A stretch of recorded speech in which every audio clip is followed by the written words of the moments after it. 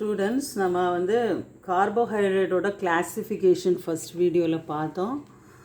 கிளாசிஃபிகேஷனில் second type of classification is what carbohydrate is classified into disaccharides. Okay, disaccharides அப்படின்னா என்னென்னா the sugars which yield two molecules of monosaccharide on hydrolysis. Okay, அந்த டைசாக்கரைடை நம்ம hydrolase பண்ணும்போது ரெண்டு மோனோசாக்கரைடை கொடுத்தா அந்த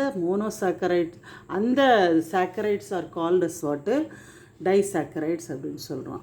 so இந்த டைசாக்கரைட்ஸோட ஜெனரல் ஃபார்முலாவை பார்த்தீங்கன்னா CnH2O n-1. General formula for disaccharide is what? CnH2O n-1. The third point என்ன அப்படின்னு சொல்லி பார்த்தோன்னா, இந்த டைசாக்கரைட்ஸில் இருக்கக்கூடிய ரெண்டு மோனோசாக்கரைடும் எப்படி லிங்க் ஆகி இருக்கும் அப்படின்னு சொல்லி பார்த்தா, அந்த linkage is called as what? Oxide linkage or glycosidic linkage அப்படின்னு சொல்கிறோம். ஓகே, ஸோ டைசாக்கரைடில் ரெண்டு மோனோசாக்கரைட்ஸ் இருக்குது. மோனோசாக்கரைட்ஸ் எப்படி லிங்க் ஆகியிருக்கும்? Oxide linkage or glycosidic linkage. So glycosidic linkage அப்படின்னா என்னன்னா, ஒரு மோனோசாக்கரைடில் இருக்கக்கூடிய ஆனோமெரிக் கார்பனும் செகண்ட் மோனோசாக்கரைடில் இருக்கக்கூடிய ஹைட்ராக்சில் குரூப்பும் லிங்க் ஆகி அதில் ஒரு மாலிகுல் ஆஃப் வாட்டர் எலிமினேட் ஆகிறது தான் என்னது? ஆனோமெரிக் கிளைகோசைடிக் லிங்கேஜ் அப்படின்னு சொல்கிறோம். So example for some of the disaccharides are sucrose, lactose, maltose.